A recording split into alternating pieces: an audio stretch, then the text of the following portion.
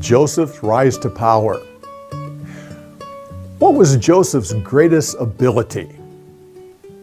You might say his ability to interpret dreams. And you would be right, that was given to him by God, but I don't believe that was his greatest ability. I believe his greatest ability was his ability to adjust. You see it throughout his entire life. He adjusted to his father's house. His father spoiled him, but Joseph adjusted to that.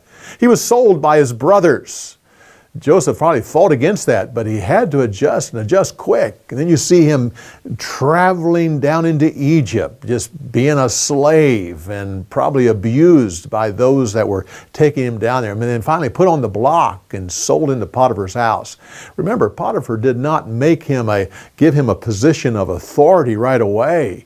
Oh no, he went in that household as the low slave on the ladder. He had to be at the very bottom.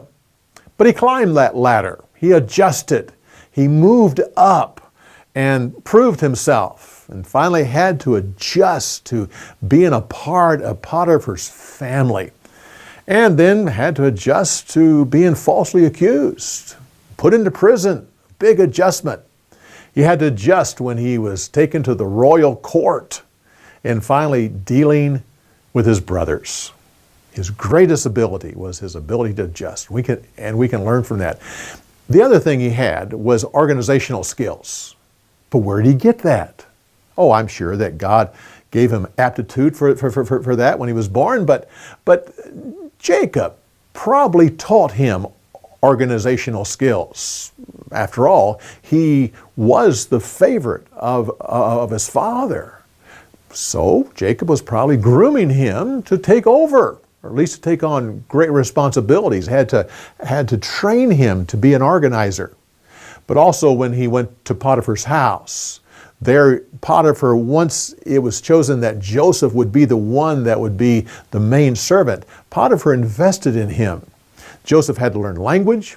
He had to learn business. He had buying and selling. He had to learn how to oversee the other slaves, to oversee all of the household goods.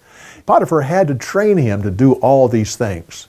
So he was trained by Jacob and Potiphar. But it was tested in the prison. The jailer wasn't going to train him to be an organizer, but once he saw the skill, he used it there. Finally, it was used by Pharaoh.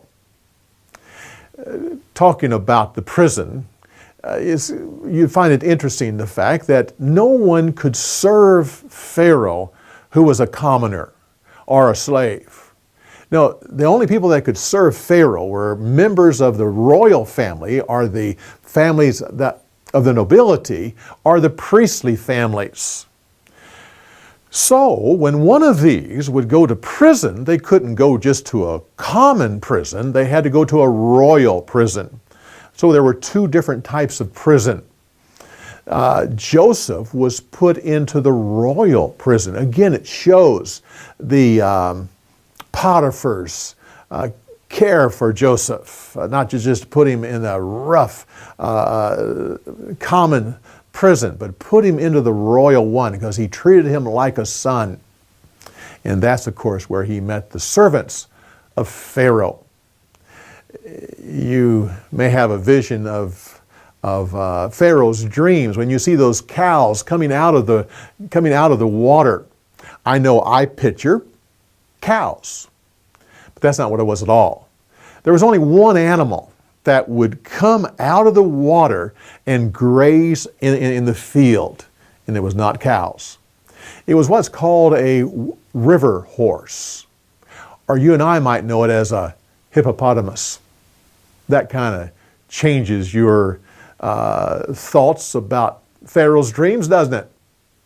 We also see that the other interesting thing is the tax that Joseph puts on the people. He taxes them 1/5 of everything.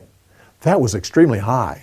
The people were used to 1/10 So how could he get away with that, to tax him at 1/5? Well, it was because of the 7 years of plenty.